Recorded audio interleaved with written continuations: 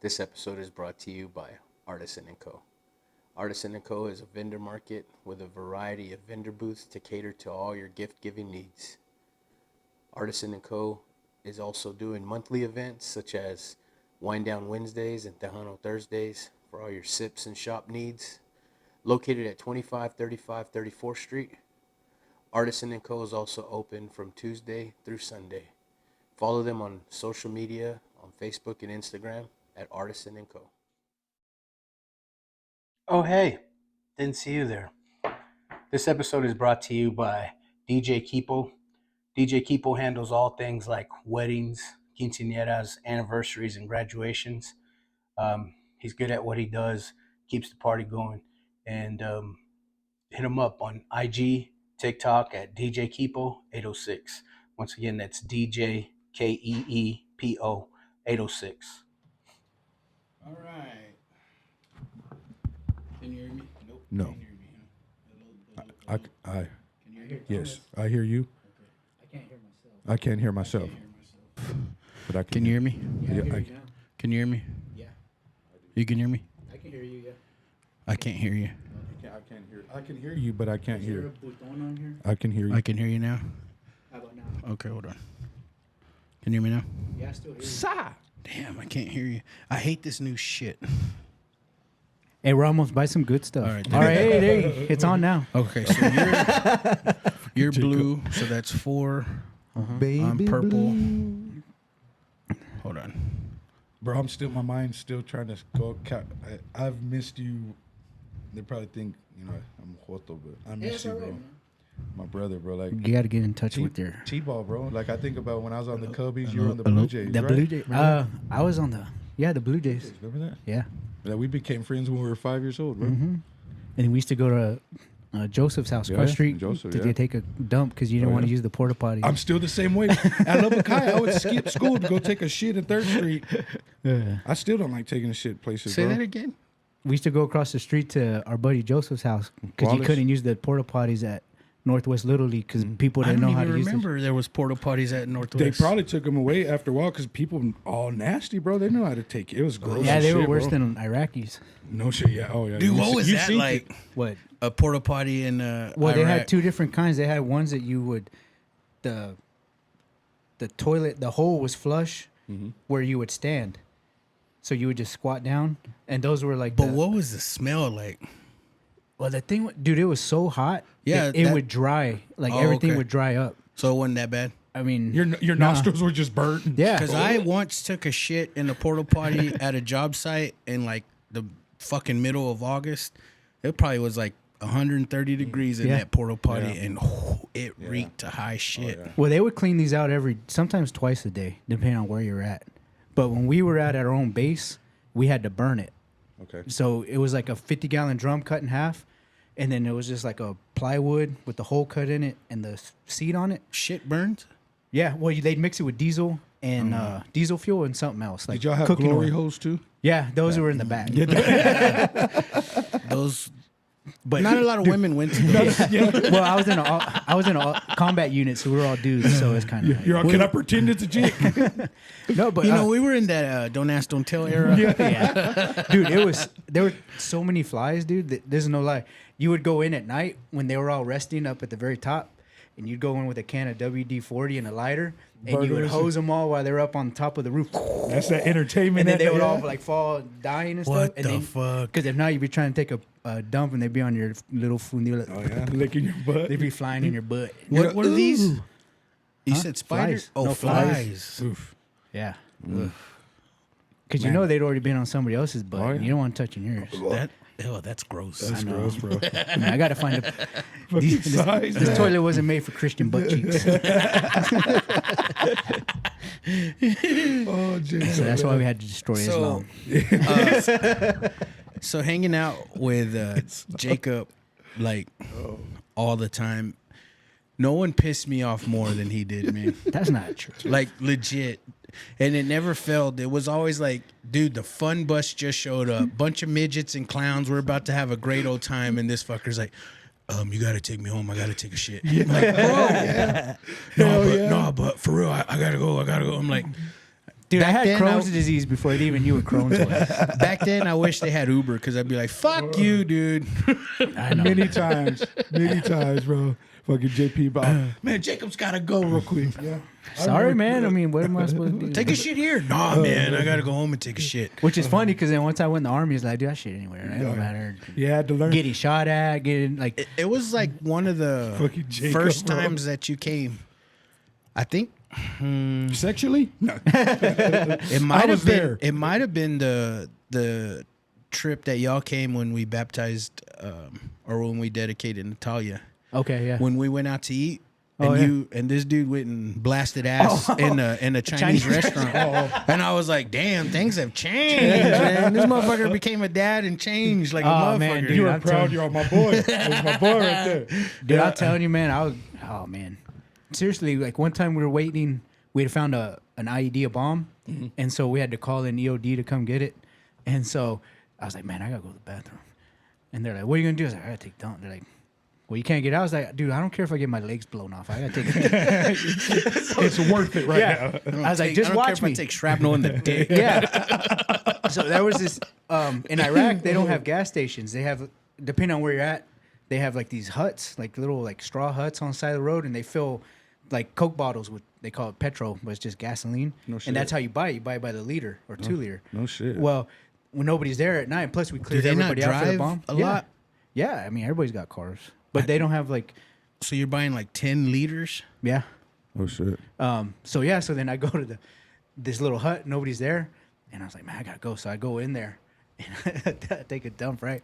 And it's like, cause you're eating MREs, like you're eating like processed food, like stuff it's that's going through you? and it's not made like for human. Like, it's supposed to last for like 20 years, bro. And you're sitting there, and that's all you eat because you don't have. You're all shaking the bag. Yeah. Fuck yeah, we got fajitas. Yeah, real stuff. Yeah, it's as good as Casa Olay.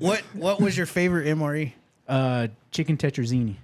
No shit. Yeah. And that came with like a separate sauce and No, it was all just in one, but it had like the lemon poppy seed pound cake, and then I forgot something else was in You're there. all bougie out there. Yeah. Yo, give me the. And then chick- like you take like the crackers and you crush them up and you mix them in with your noodles. War's all going on, and you're all making your news. Yeah, yeah. If I'm gonna die, I'm gonna eat like this. Hell dude. yeah, I'm going out like a Dude, it king. gets like it's weird because you'll be like, they have kits that like warm up the food, right? it's like there's like this green pouch and you tear the top off and there's this little foam thing in there filled with beads and you Yeah, fill it yeah. with water. Okay. And when the water hits it, it gets hot. Like it'll Yeah. like give you a chemical burn. Okay. And you put the pouch in there and you seal it. And it's funny because the thing says the actual instructions say lean it on a rock or something. or something. So you put it on the rock or whatever you have, so the steam comes out the top. Like, it gets it hot. That's badass, bro. But no, it's not bad. Yeah, nah, it sucks, bro. You just close your eyes. It's like a Whopper. First you eat the lettuce, and then you eat. Fucking hatred. Yeah. Bro, I would never make it in the military. I hate the heat, and when we'd play football, I'd go man, crazy. dude, I'd die out there, bro. I So- seen him Yeah. once have Yeah. a whole episode in a plane. bro. Yeah. In football practice, I remember I was hot. And, yeah.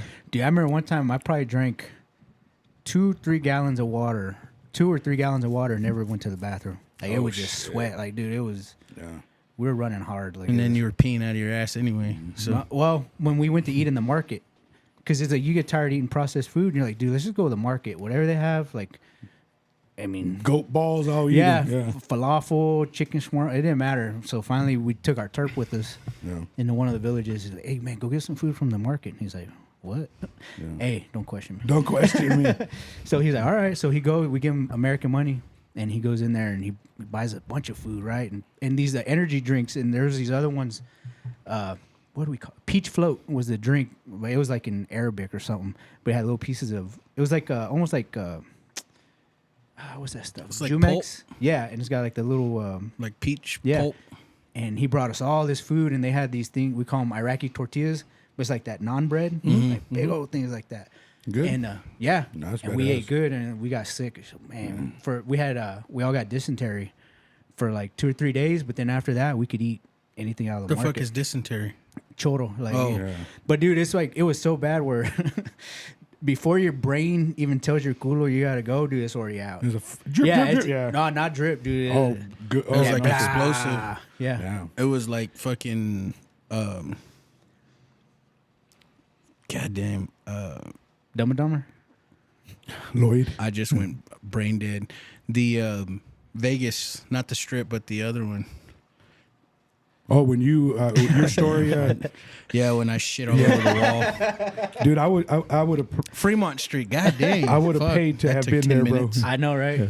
Bro, so we come out of this Brazilian steakhouse that we went to on my birthday, and my stomach's already bubbling. Yeah. But I was like, you know what? I'll muscle through it, and I will take the Uber. The Uber takes forever, shows up, and while I'm in the Uber, I'm just like, don't move, like just don't move. man, that's- And then as soon as I get off of the Uber, I tell my wife, I'm like, I need to find a bathroom. So I'm fucking turtle walking, and the initial, like, just the squat to pull down your pants, dude. And then I looked back and I was like, you got to be fucking kidding me, dude. Like, it wasn't, like you said, it wasn't, like, my brain was like, hold it, but nah, that motherfucker was, I'm out. It's like that Eric Cartman when he has diarrhea, it's all just splattering against the wall and shit. And then Martinez, I had just finished and I was washing my hands, and Martinez walks by me and he's going to that stall, and I was like, hey, don't go in that one, man. Someone fucked that up. And he was all, ew. homeless He's like, guy thanks went for in there. telling me. I was like, yeah, no problem. I don't know who would do that. Yeah. Probably some foreigner. Yeah. Anyways, man, you ready to start? Let's do it. Let's do it. Tell it. John Area. Media.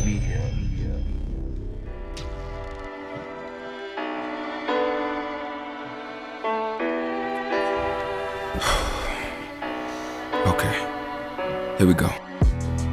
All you ladies, pull your chi-chis out. This is the JP Lopez Show. Also, if you're a transgender, pull your pecker out. This is the JP Lopez Show.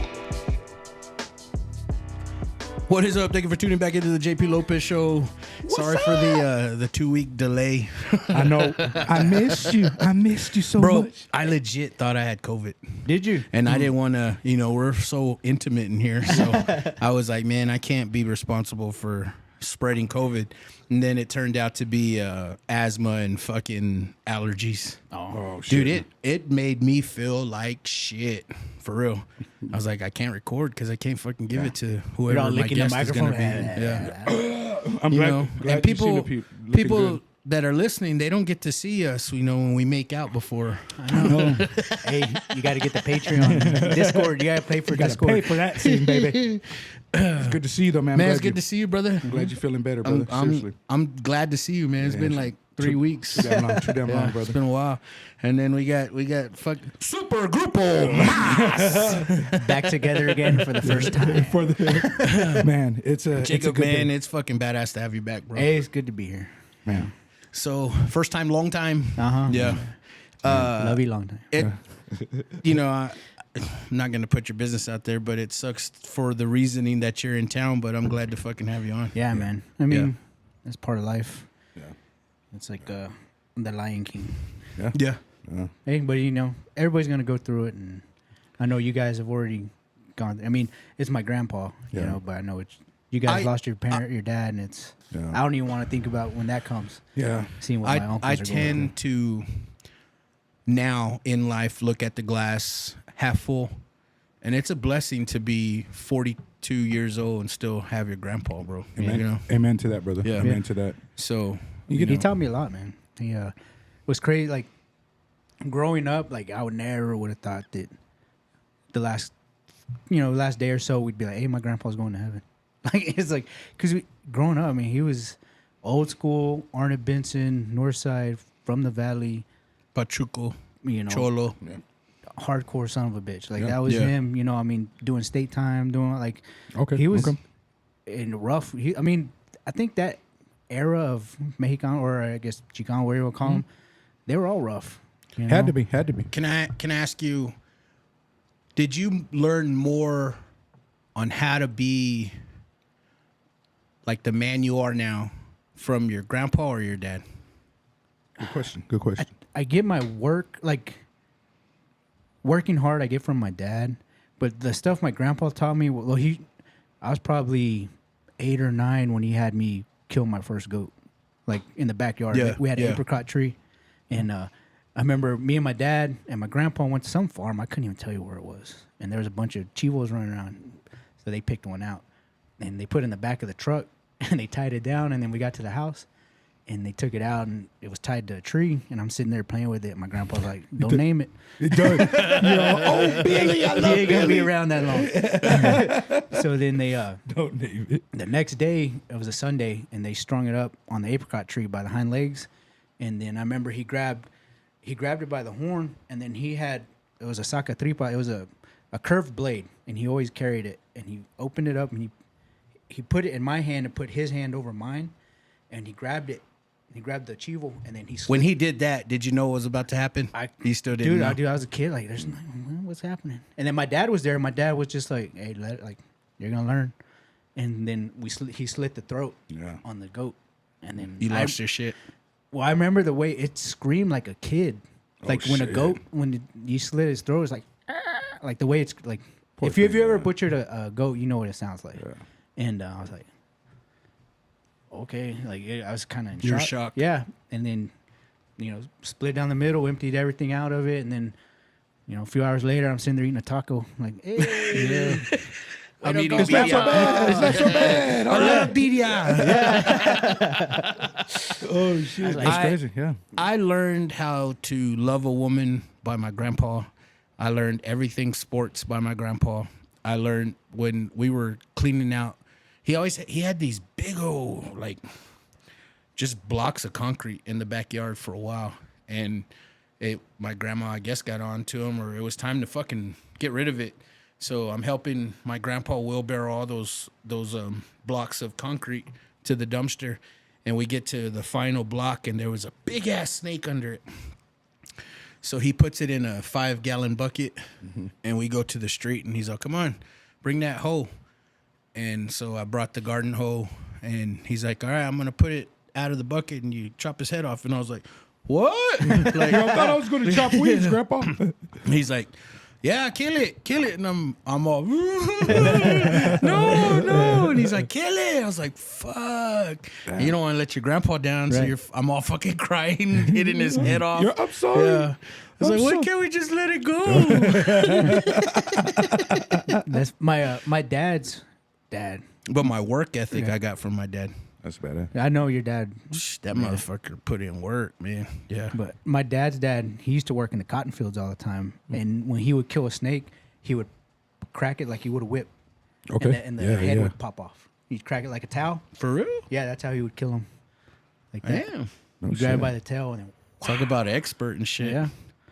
I always heard my mom and like my uncles tell stories about how, they went to the salon when they were kids to get school money and shit for clothes, and that they would find a snake and kill it and then turn it over because it would rain. Did you ever hear that? Yeah, they would kill it and then roll it over on its belly, and supposedly that was a superstition back then that it would make it rain. I don't know if it ever worked, but Mexicans believe in anything. oh, dude, for real, man. Oh, yeah. I know that I once got cancer because I went outside with my hair wet. yeah. Or I got you get pink pneumonia because I was walking around the house with my barefoot. No socks Like, and God Vicks. dang, Dad, fuck. I didn't put the Vicks on. I'm sorry. That's funny because I tell my kids, if how they get pink eyes, you better not be looking at that dog pee. Oh yeah. You get pink eye. I still say the warts. I'm all. Yeah. I do the finger pinkies like that's really going to do something. You know what? I remember riding with JP, and anytime we'd cross the railroad track, Yeah. he'd have the little X's in the corner. Hey, and y'all are alive. Hey, right? Hey, we made it this far. I kind of do that. I think it's because I forgot about that, bro. Yeah. I forgot about that. Do y'all have a near miss story? Like, so I'll tell you this. I picked up Chris Martinez one day. I have my green truck at the time. So I pick him up. We turn the street, and just to be stupid, bro, we're driving, and then I slam on my brake. Because I wanted to make him like rock out of his chair. So I slam on my brake, and I said, what? And like he rocked out of his chair, and I started laughing. He's like, "Ah, you bitch." And he started laughing. Well, when I look up, now, I mean, in my mind, I think that's perfect timing. But when we look up after like, we look up. Well, there's a car that ran a red light. I mean, a stop sign. Ooh. And I shit you not, that car was probably going like 60, 70 miles an hour, bro. Right by you. And I thought to myself, why did I like just do that? Like, just randomly wanted to slam on my brake to. And I always think about shit like that. Like, oh yeah, somebody or like something some was kind of watching like out for divine you. intervention. Oh, yeah, exactly. Yeah. Exactly. Nothing's happened to you like that? Oh yeah. Like, I'm trying to think of anything. For not war, like Well, not, I do that. Yeah, I think the last time I almost died. No, I'd have to think about it. and like I've known like being a kid, you do something stupid, and at the end you're like, oh, Yeah. You're like- yeah. making sure you're still alive. You're like, got my teeth, I got my And the thought process is like, oh shit. I almost have died. another story like that. So I'm coming home from work, and you remember the railroad track, or I say remember like it's gone, but the railroad track on North University in Clovis, where you can only have like 2 cars, and then the railroad track, and then the rest is by lads? Yeah. Yeah. Okay, so I worked at Singular Wireless at the time, and I was going home, and I remember the lane was like, the lane I'm in was shorter cars. And I just thought randomly, I'm like, oh, I need to switch lanes. So I switched lanes, and the lane that I switched to had more cars. It was more of a weight, and I, for the life of me, don't know why I said I need to switch lanes, but I switched lanes. So I switched lanes, and I'm there for like, I don't know, 3 seconds. And when I look to my right, the car that I would have been behind, someone like fucking rear ends him, like probably going like 30 or 40 miles an hour, just like boom. And I was like, holy fuck, that could have been me. For real, Now bro. that you say that, I'm trying to think. It's probably been maybe 6 years, maybe. Well, you remember, like when I was living here, I used to ride motorcycle all the time. Yeah, that yeah. red one.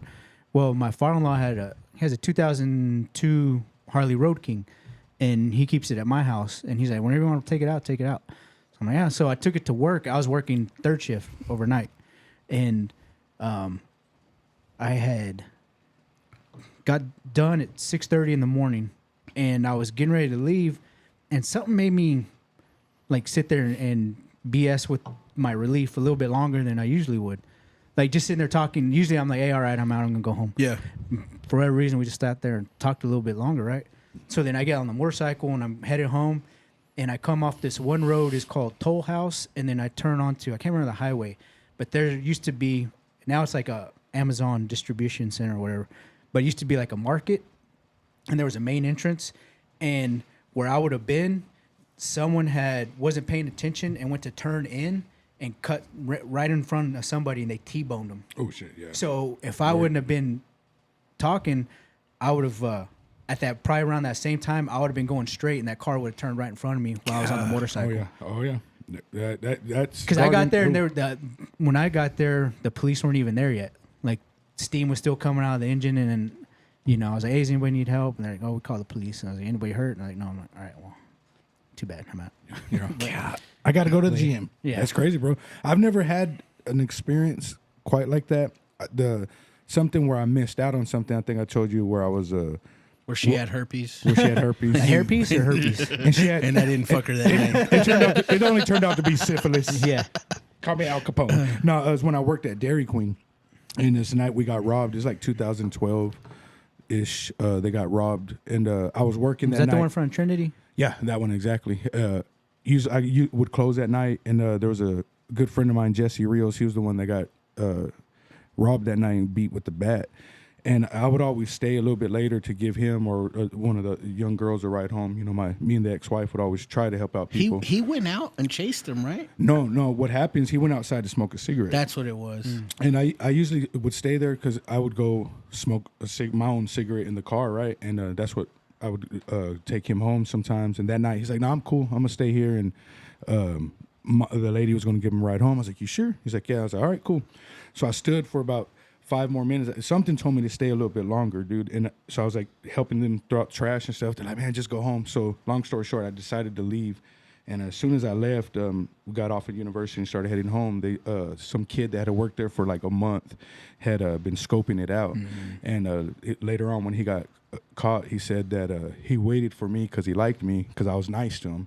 So when that Jesse dude went outside to smoke a cigarette, that dude came up behind him and like hit him in the back of the head with the bat. Damn. Started beating him. So like, and he wound up. Jesse's still alive to this day. Good dude, but he has some trauma in his head and stuff like that. So that kid went inside Dairy Queen and started beating the manager, Lisa. We're all cool, but man, it messed with me because had I stood there longer, had he got impatient and he tried something. Now, I like to think had he tried to hit me with the bat, I would have beat the living shit out of that kid.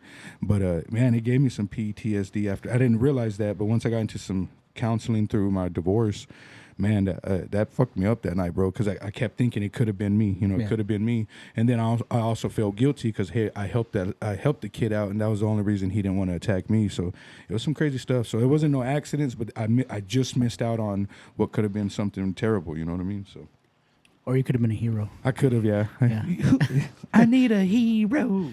I can be your hero. That's how that was playing when I was going. That's great. What a Dairy Queen, dude. I for the life of me never knew.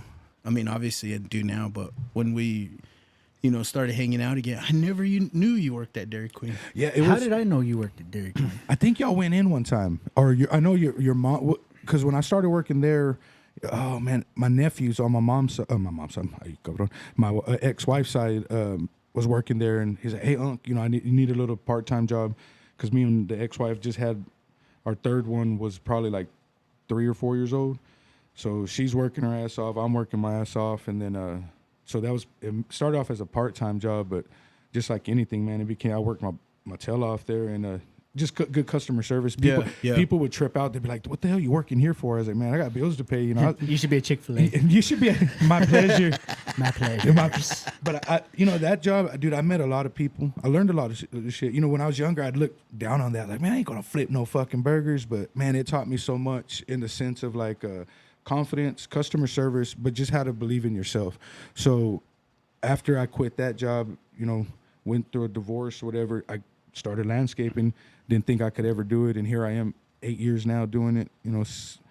6 years by myself and with the partner. So it's been a blessing. I had to. It kind of goes back to growing up. I had to let my balls drop. Yeah. And Dairy Queen I could helped never me. work in a situation like that. Yeah. Because I talk too much. No, I feel you. You know what I mean? I feel you. Like my wife fucking used to hate going out to the gym with me. Because I'd fucking make my rounds and say hi, and we're there for like 45 minutes. I ain't even lifted a dumbbell yet because I'm saying what's up and bullshitting. Oh, yeah. And I can just imagine every time at the register, just, "Hey, how's your day?" and blah, blah, blah. Like, motherfucker, shut the fuck up. That's how it was, bro. Yeah, man. The cool thing about it is I'd get tips at like Dairy Queen and shit where you normally don't. Because old people is my specialty. Even when I mow yards, old people seem to. Is that your thing? I kind of like grannies. I love talking to old men. Yeah. I mean, today was kind of fucking nostalgic like a motherfucker. Me and Jacob kicked it all day today, right? Oh, so amen. we go to the fucking gym, and I love the sauna. I'll always sit in the sauna before I work out. I miss the sauna. We go in the sauna, man. There's this old man in there, and I don't care. It's packed ass sauna, and I know you're supposed to be quiet, but me and him just every time we see each other, we just chat it. That's badass. That's badass, bro. Yeah, and then I found out he's from like Long Island. Up where Yeah, I'm he at, and knew was like- everything about Yeah, he knew where his I home lived area. and everything. Small He's like, world. Divine intervention. It was a meeting that probably was meant to happen. You know what I mean? And you'd be surprised the knowledge you'll meet from people, I just like hearing their old stories, man. Yeah, That's seriously, like one bro. thing I learned too, like being a vet. Like I see all these old timers wearing like Korean War vet, Yeah, I World love War that II shit. vet, especially like the Vietnam dudes. Every time I see one, I go up and I'm like, hey, first off, I tell them welcome home, because that's one thing they never got Amen, that bro. I got, when I came back, and these guys never got a welcome home. They were like, hey, baby killer, all this. Oh, yeah. And it's like, man, it and my- doesn't matter why you go. You're going. And then the Vietnam War, they got drafted, right? A lot of them did. Oh, yeah. yeah. A lot of them didn't want to go, for them to get drafted and then not get a welcome home, be treated like shit. fuck, Me and my dude. daughter were just talking about this. It's crazy you bring that up. We were talking about that today because my youngest one's an old soul, and she's kind of like, she goes, I think that's fucked up, Dad. And I was like, it is. You know, part of my friends was like, it really is. I never went, but I had an uncle around that who went to those wars, and yeah, he was a hell of a man. He was, high rank, but even him, he was treated kind of like with disrespect up until he almost passed away with my Theo Jesse. You know, he's a pimp, but the last 5-6 years, they kind of stepped up and gave him some money, that back pay stuff that he owed, and he was able to finally live a little comfortable. Yeah. But he always loved his country. He never disrespected it. But yeah, Vietnam War, bro, they treated him like shit. And we would, like when we go out on missions, and it's kind of like this same setup here, man. You're in a Humvee or you're in a tank, and it's just 4 dudes with the headphones on, because it's so loud, everything else. You just talk to each other, man. You'll be out there 72 hours straight, and your headphones hear each other? Yeah. Oh, okay. You have headphones. It's not and like you have a headphones like mouthpiece. you're listening to no, music. it's like they're like these, and then it goes through. I mean, you can hook up. We found out a way to hook an iPod up into the radio system. Yeah. So then we were listening to everything. Jonas Brothers. That's right. That's right, baby. I think you said that you were listening to Intocable. Yeah, we're listening yeah. to Intocable, riding through Missoula and stuff like that. That's badass, bro. Hey, and it looked just like Juárez. Juárez, right? He's all running over little kid. Y todo para qué? Sueñas. Hey, get the fuck away from the truck. Tearing shit up. Yeah. Hey, they're all little brown kids. So you just yell at them in Spanish. And they're all like, what? You should know better. Go for a pass. But no, we'd be like, hey, man, do you think you can make it in Vietnam? And we're like, dude, like we look up to the Vietnam dudes. Well, none of y'all were Tubuco, so probably. Tubuku. Tubuku. Ain't nothing Tubuku. But no, because there's like those dudes in the jungle. I couldn't imagine being in a jungle going to war. Dude, it's and like because we had vests, a lot of those dudes didn't want to wear vests because Forrest Gump could do it, bro. Yeah, and it just stopped raining. But yeah, it was. We'd always be like, dude, those dudes were like I guess like all stars. I guess you would say like those were the guys we. They looked were the up, dream team. Yeah, because it was like, dude, the Vietnam War wasn't no joke. The NBA, Charlie, all them dudes, they had been fighting the French and the Chinese before we got there, so those dudes have been fighting for years, And then we show up thinking, we're gonna use our American technology, but when you're defending your homeland, dude, there's nothing. Yeah. There's nothing like, fighting for your own. Bars. Yeah. Because think about it, someone rolls into your backyard. You're not gonna. You kill enough of them, eventually they're gonna quit coming. That's kind of the mentality that you take on. That worked, yeah. Yeah. That's great. Fuck, dude. Yeah, if you don't hear it enough, man, I appreciate you. And I'm the same way when I see a veteran, man. I try to, just because my papa was a Navy way back in, I can't remember what, but, and my brother Steve, he was a Marine for, a few years. And when he got out, he still don't consider himself, he's like, man, I should have done so much more. But I just think about like the ones that were there before us. So, and you can see some of those people, it means the world to them. You know what I mean? You show that respect. But yeah, I didn't have the balls to do it. I can admit that now as a grown man. I didn't, bro. I was like, I'll say it, and I know people will probably get pissed or feel some kind of way, but it's because of you. Like, I know the sacrifice that. I mean, you were one semester away when you said, "Fuck this! I'm not gonna graduate. I'm gonna go to the Army." To follow my brother, stuff like that. Yeah, and then so, the thank you for your service meant something to me because of you. You know what I mean? Because I firsthand saw this dude dropped his whole life to go fight for our freedom.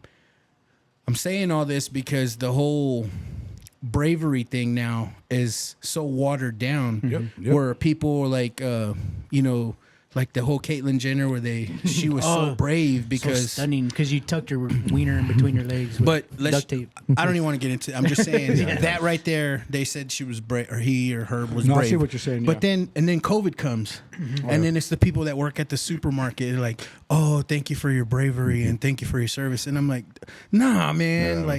You can't water that shit you're down. right. You're right. Like, it's kind of like how they say people talk about the word great you throw that word around a lot now. Yeah, and yeah. you're exactly right. And because it does go to people like that make a freaking sacrifice that you can experience for yourself, and know that, oh man, he gave up something that he was working hard for to better our country, right? Yeah. And for your brother too, but for your country, yeah, those are the type of people that like I do tip my hat. But yeah, I get what you're saying, because I kind of feel the same way. You're telling a fucking, a Night Stalker, thank you for your service. You're like, nah, man, that you can't water that Yeah. down. And then with like today being 9/11, that's even That's crazy. trippier. Yeah. Like kind of. It's crazy to think, what, 22 years ago, bro? Yeah. I knew where I was at, and Yeah, I was at, like I said, I was at your house. We were, Today's the anniversary of it, Yeah, man. And and then people also sometimes people forget about Benghazi, the guys that were killed at the annex there in Yes. Benghazi. That was on 9/11 that's as well. very true, brother. It's crazy today. and we were stealing CDs on the anniversary of that. Yeah, I can admit it now. Yeah. DVDs. But I got a and good CDs. one, man. I think I think it was a corn CD that I got. Yeah. well worth it. Well worth it. I was doing my part. That's I think crazy it was because Papa Roach. I remember you were the one of the ones you were on. You're talking about how you were the beans and corn. Oh yeah, beans and corn. But yeah. He's like, turn that shit off. It sounds like beans and corn. Dude, but I still whenever Santeria comes on, Oh, yeah. dude, it doesn't matter what hey, everybody quiet. I gotta turn it up. My daughters they play guitar a little bit and bass here and there, and they'll play some of the chords, and I feel proud because, like I say, man, had Genesis been a boy, it would have been Bradley Noel Okay. Rios. That was my thing, right? Or it was another option, but I was big into it. But I didn't want to be a junkie like him, so it's almost like my dad. I took the good parts of him, and I love Bradley Noel. I got me a dog that's kind of like Lou Dog, and except for that's Lou my baby. Dog is And That's like right. synths and then music. There's nothing like that for memories. Nothing like a smell or a song For real, brother. for a memory. And Bad Fish Yes, sir. will always remind me of fucking Easy's living room. Yes, sir. Yeah. On the Just east side? fucking chilling Dude, out that's in the awesome, living yeah. room. Yes, like, sir. yeah. You're right. Badfish, that was the spot, dude.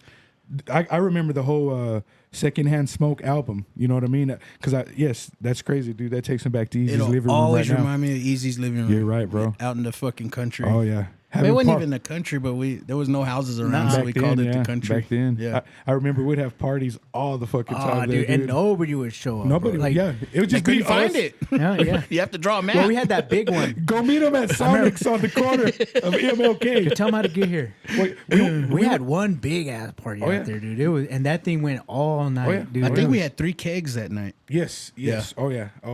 Dude, I know exactly what you're talking about. Yeah, when Yeah. it got raided at the end with remember when, or I don't know if that's the one, but when Ariel's, it was Ariel and Easy because they were cousins. It was Easy's parents showed up because they were the ones that owned the house. Oh, that was a different one, but Okay. yeah, I know what you're talking Well, I about. remember because, maybe it was different because it was more Ariel and their crowd, but it was a big party and That was the house that had the ghost that didn't like rap. yeah, we talked about that. Yeah. Well, his dad shows up and he's like, "Everybody get out!" And all these kids are scared shitless, and I'm kind of scared too because his dad's this Christian dude, and Ariel. Remember in church? He'd be asleep, bro. He'd be asleep, and out of nowhere, he'd be Yeah, hallelujah, just throw his hand up, just people would be In the middle of his sleep. and we'd be laughing our asses off, bro. Because Ariel would still do that. He'd be like, Or when they would clap, Ariel would be all offbeat off purpose, and he'd be all, "Hey man!" Well, Ariel's like 6'4", 300, 250. I mean, Yeah. And he's walking around, right? And this is his uncle, so he's walking, hiding his face from his uncle like that. And his uncle goes, "Ariel, what the hell are you doing?" And he keeps walking. He goes, "You act like I can't see your big ass. I'm sorry, Theo." And he just takes off, and I just laugh my I ass. wasn't here, Theo. yeah, it wasn't me. But those are some good times on the east Yeah, side. bro. I remember one party out there, and this was the one I'm thinking of is the big one. And Tomas wanted to fight you. Oh yeah. That was And we were in the out in the My street, and we're 20th like, "Hey, come on, man, chill out." that was Like, my 20th birthday, bro. was it? Okay. Yeah. It was because That was a big one. It was because of the ex-girlfriend, bro. And then I remember that. It's Yeah, because you're a womanizer, bro. Like your dad. That's why. damn. Dad. Like your fucking Like your dad. dad. All you want is that chon. It's regardless. Irregardless. Yeah, those nights were. Oh yeah, I do remember that night. That's when I. But to be fair, I was going through some issues then, and Hey, man. I had to learn. Hey, man, speaking of that, you had a question you wanted to Oh ask. yeah. About growing up. Yeah. Like when you realized that you had to stop being a kid, That's when. and when it was time to man up and start when you matured, like the moment where everything just kind of clicked. You're like, you know, man, this is not how I plan my life to be. Yeah. And it's time for me to sack up and start really handling my business. And I remember mine. Wow. So remember I worked for Gale Installation. We used to do these houses out in Midland. And it was me and do you remember Adrian? I think the last name was Laura. Older vato. He's tall, skinny.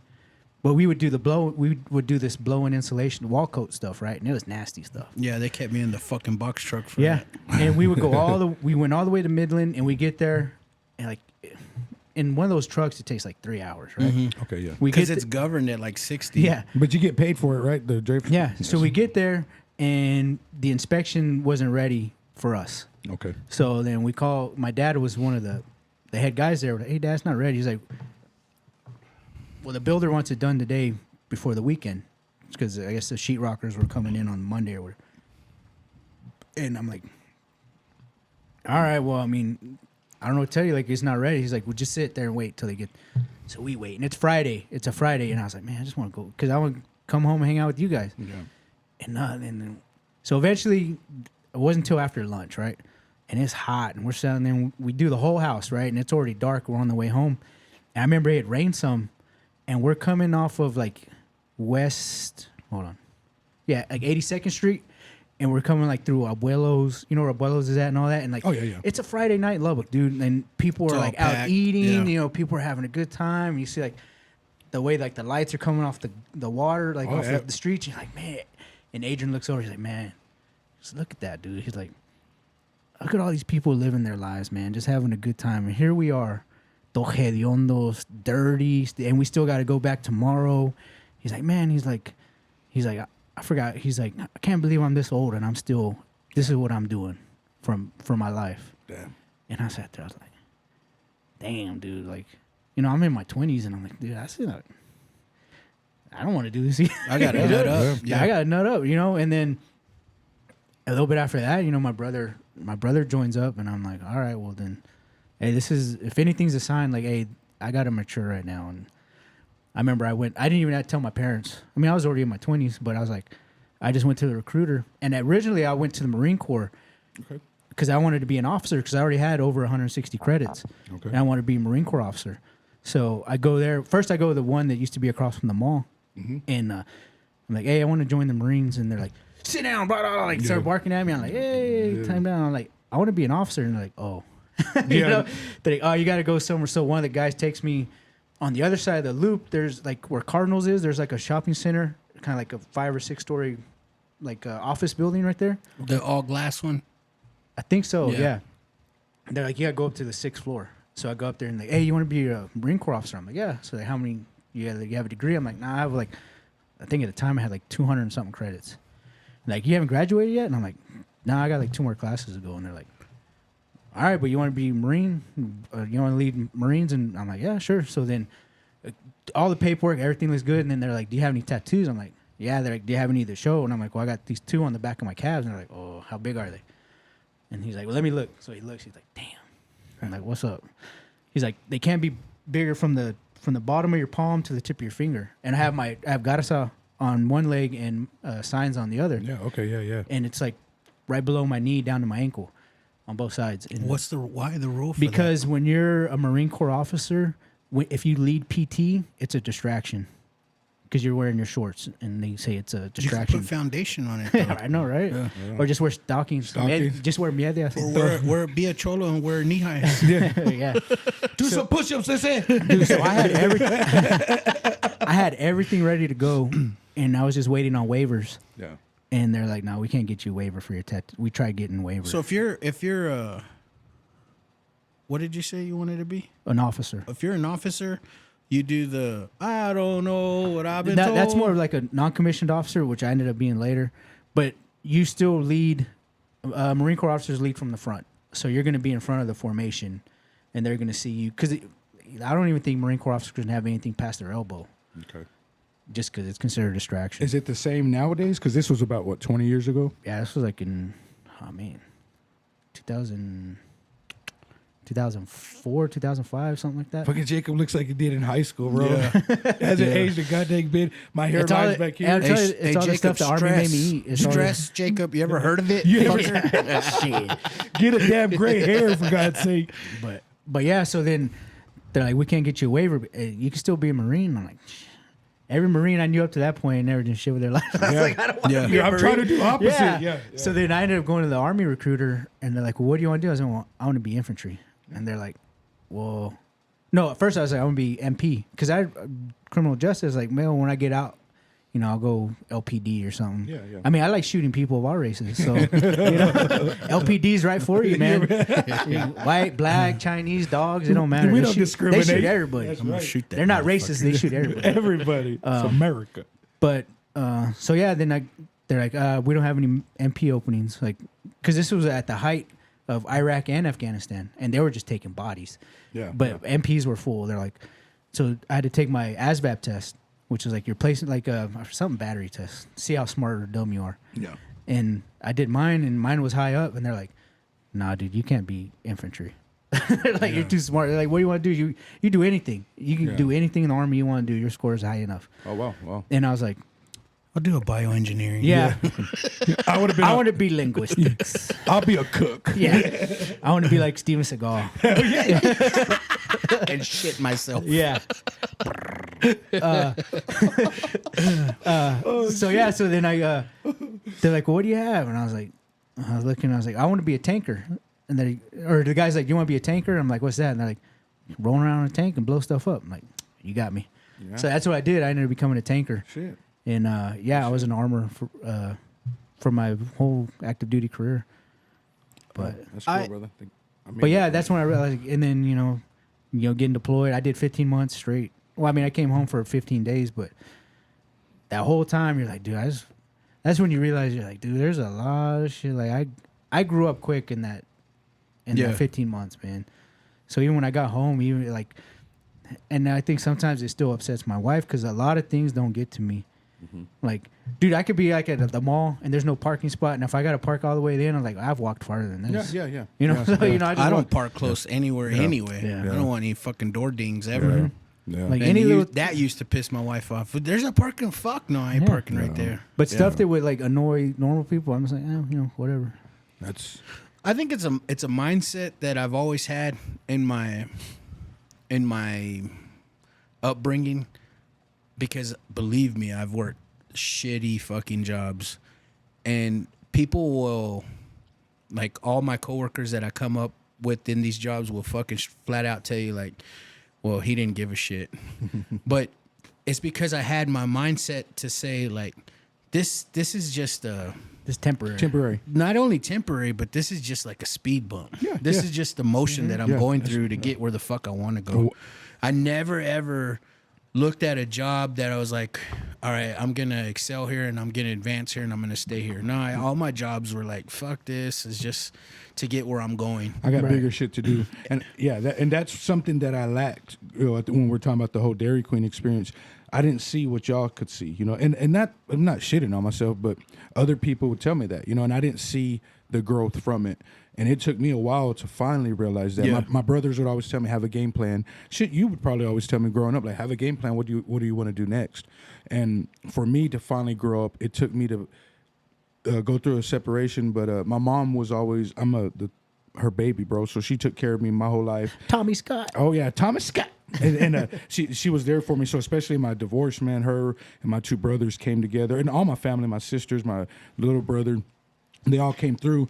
And at that moment, you know, I always realized family was important, but they showed it. So we came together for it. But my mom, and y'all know, man, my mom's it's God, Jesus, and my mama. Yeah. And she had a stroke. And a lot of it had to do with what me and my ex-wife, or I won't say what I put her through. My ex-wife did some stuff, the stress and everything. And seeing my mom stroke out on the floor, that was probably the real event that changed my life. You know what I mean? That made you grow up. I had to, brother. You know, because up until that point, you know, I was going through depression where I just kind of would, I'll do just enough to get by, you know. And there's some people out there that probably are going through that right now, I just did enough to get by. And I could see y'all doing stuff with your life, and I would kind of get down, feel sorry for myself, like I should be doing that. And I had every opportunity like y'all did, but what I was going through was keeping me from it. But seeing my mom stroke out, man, my balls had to drop because I said, okay, one, I got to not stress her out. I don't want her worrying about me. So I put my stresses aside for what I was going through to take care of her. And in turn, that turned into this last 8 years taking care of her instead of putting her in a home or anything. She's better to this day. She's great, but I still take care of her because she's always helped me out. So it helped me out in that sense of like, I wish I would have did that a lot damn sooner, but I had to shape up for my kids and my mother. Because you know how you're talking about like going to Dairy Queen, doing stuff like that. You know, I remember you working at Wiener Schnitzel. Yeah. Dude, I remember, like, I'll tell you this now, but when we first all graduated, like, you really broke my heart. Yeah. Because you were probably one of the best athletes. Between you, David Boak, this dude, Sugar Bear, like, you guys could have went anywhere. I feel, even D1, D2. And, like, I went to play ball, but I had to bust my ass to get there. And I think you guys, you know, especially you, man, I think you could have done, I mean, not to make you cry. No, no, for and but you know, because I always thought you could have, like, I tried to get you to go with me. Oh, I know, man. And I tried getting, you know, JP and Derek. Like, I tried getting everybody, and nobody wanted to go. I'm like, dude, like, this is, like, I think we get spoiled living in Lubbock because you see Tech and you see all these other schools and rolls in, and you're like, I want to play in front of 20, 60,000 people. And it's weird because, like, when you had your buddy on, whoever the Gawacho was on from Odessa. Oh, yeah, John Fig. Yeah. And he's talking me with the Permian. Well, I played football at Eastern with 3 or 4 guys from Permian, and Wayne Child's a good friend of mine. And they were, to them, going to Eastern, going to Soul Ross, was not an option. Well, no, it was. It was like just playing football, just getting to the next level. Just playing football. They love football so much. They didn't care if you had to go to West Texas A&M, if you had to go Eastern, if you had to go Tarleton State, you know, Abilene Christian back when they were, you know, D2. They were going to go play because they love the game so much. And I think sometimes we get spoiled being here in Lubbock where if I'm not going to Tech, if I'm not going to Oklahoma State, you know, I'm not going to play anymore. I was afraid, But bro. do you think that that's our parents? I don't know. Because I can speak on my behalf with my boy is I, of course, wanted him, excuse me, he wanted to play football in high school. I loved it. I was all for it. Damn. And so he goes, graduates, and in my mind, the education was it. You know what I mean? Like, so I'm like, I don't give a shit where you go. Like, go anywhere. Just get the education. And, like, growing up, I don't think our parents... Well, of course, my dad was like, motherfucker, you're going to go to school or pay rent. Wherever. And I was like, I'll just go to school. But I don't think, like, our parents were like, no, you're going to, like, push you to do or want more. Well, my parents did push me to go to school, you know, because my dad, like, he did construction his whole life. And he's like, unless you're going to run a business or you want to work for somebody your whole life. Ass in school, yeah. And because even when I was in high school, he's like, you can work or you can play sports. And when you're done playing sports, you can work. But as long as you're playing sports, I'll give you whatever you need, gas money or whatever. That's awesome, bro. And I miss those days when that couple times we went over there to party with them at the trailer park. Oh, yeah, Bro. yeah. You remember that one time we went and he wasn't there?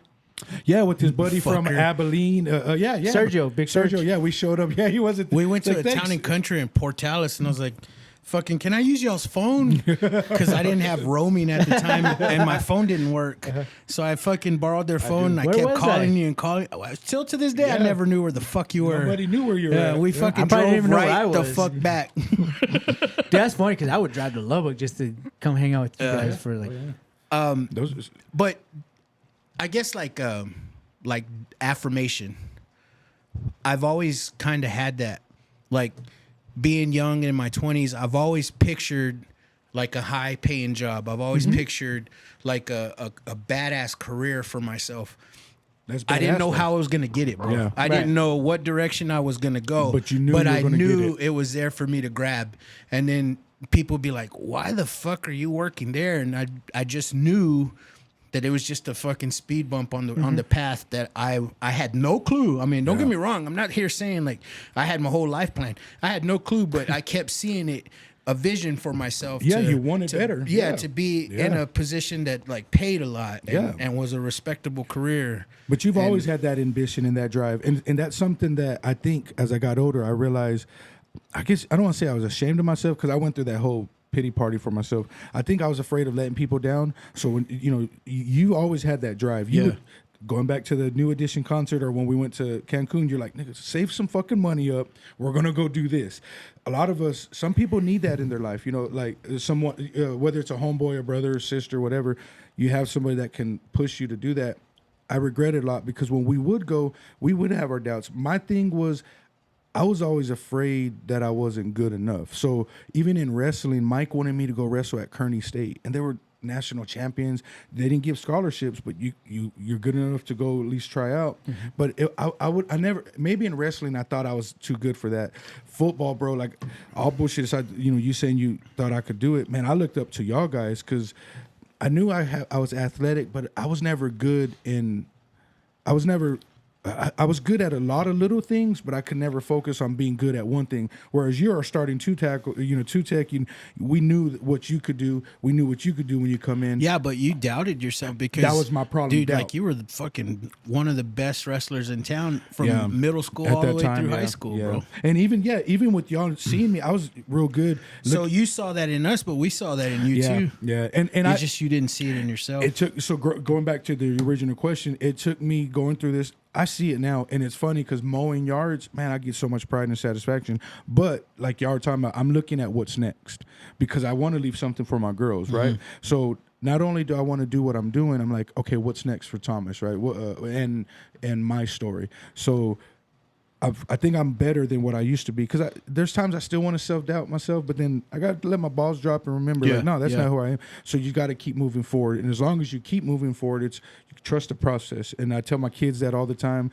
I think I was telling your son that and his boys that night we were having a good time at the house. I was like, just trust the process, man. Everything will fall into place.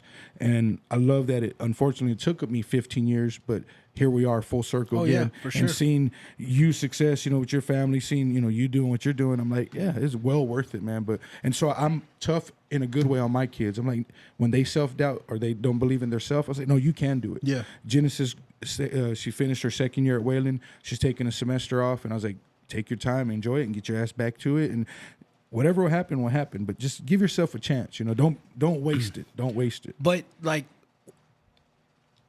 how do I put this? Like working a low end job, I never was ashamed of it. You know what I mean? And I say that because growing up, you'd see people working somewhere, and you'd know they'd be embarrassed because you saw them. Yeah. I was never ashamed of working wherever the fuck I worked. Because you knew it was Because it was just I knew it was That's just badass, though, on bro. the path. Like, yeah, that's cool. That's good though, because that ambition, that drive that both of y'all have. So he had it in sports. So he's saying that he saw like, hey, I can see what you. Same thing with that, bro. When you have that drive, that's another thing. You have a drive that okay, this is just a stepping stone, and you pass that on to your son and to your wife. Like with her art, I see her. yeah. And I was meaning to bring that. Shout out to the missus, bro. I was meaning to bring one of the. We bought a couple of those pads. the journals. My daughter uses it in therapy. They've learned to write stuff down and their emotions. Dude, that's badass. Genesis uses it, and so when they're done with it, whether they want to keep those or they want to get rid of them, they can keep her art.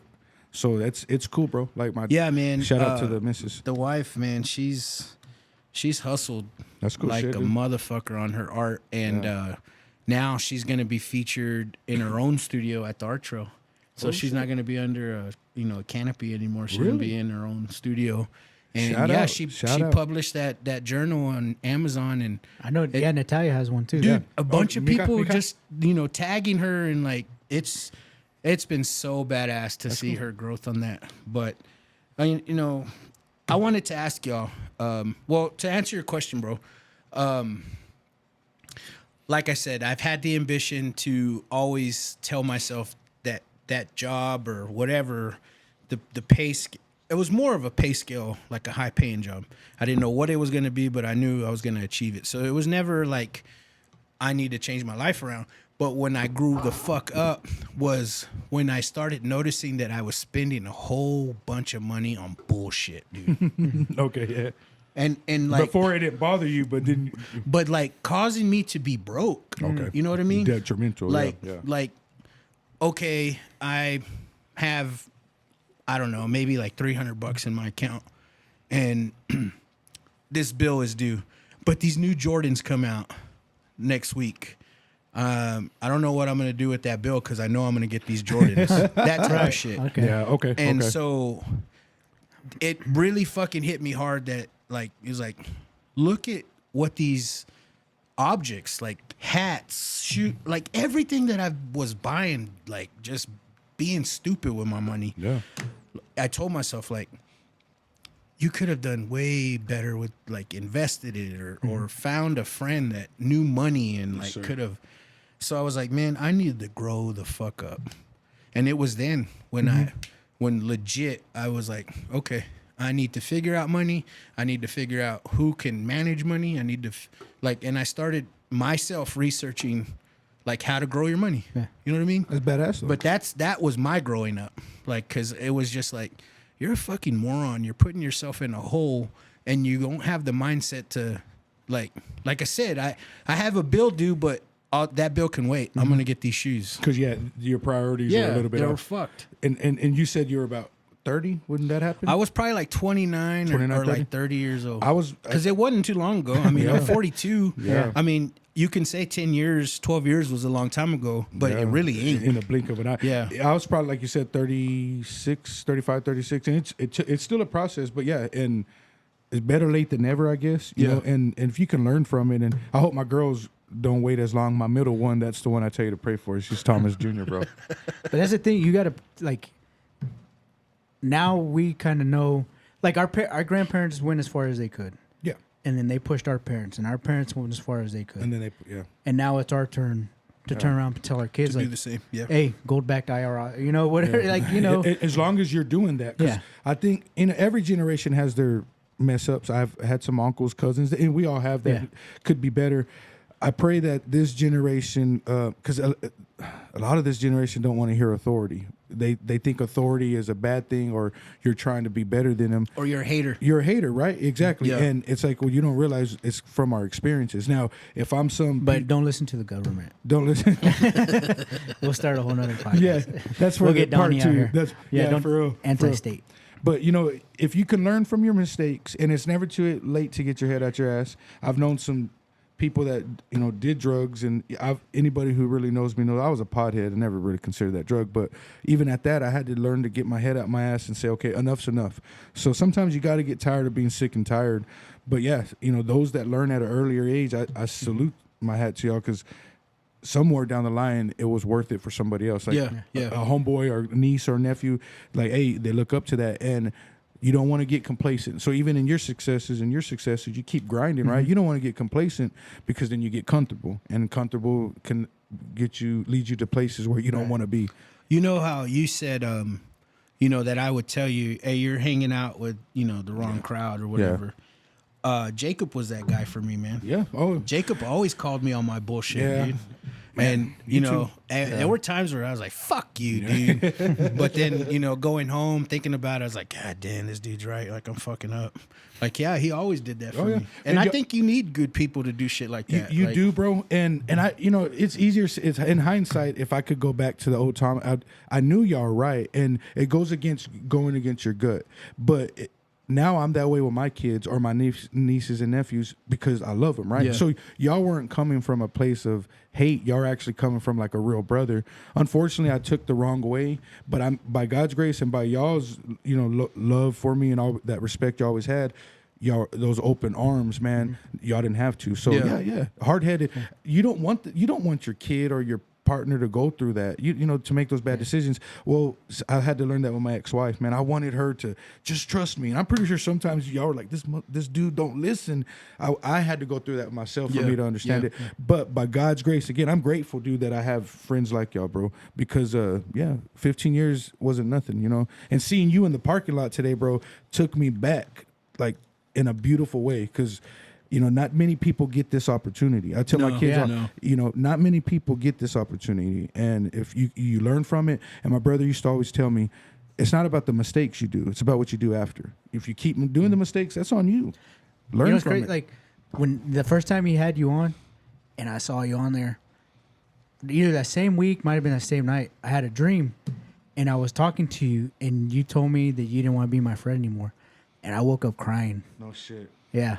Bro, and then I messaged. Then you gave out your my number. Your number on whatever.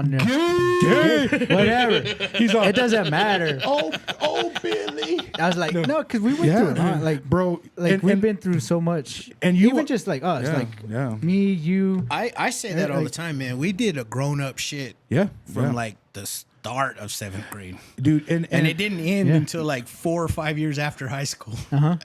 You could write a movie on a friendship of all of us, like a bunch of our homeboys. Like you have fucking different chapters. You have so many people. Like us three, I can remember. I was the hard headed knucklehead. Like I got this, and y'all just like, oh shit.